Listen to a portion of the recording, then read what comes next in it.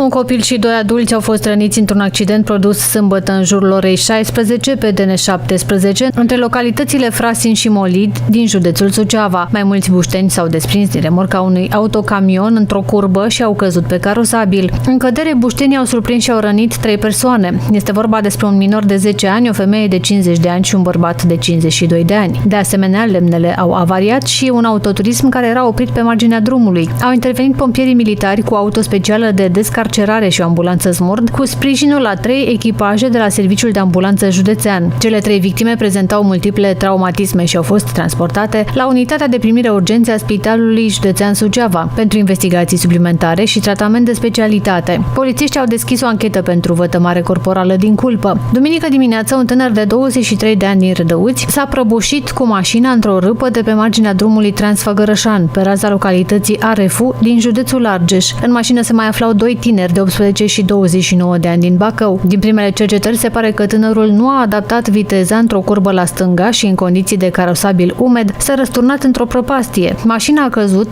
tot pe carosabil, dar la o diferență de nivel de peste 50 de metri. În urma impactului, șoferul a murit, iar cei 2 pasageri au fost răniți.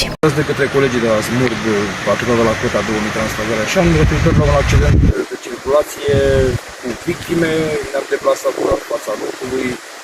Din păcate există și o persoană decedată, ceilalți 2 supraviețuitori au fost transportați la spitalul din Curtea de Argeș și acum am blocat zona, așteptăm poliția pentru cercetări.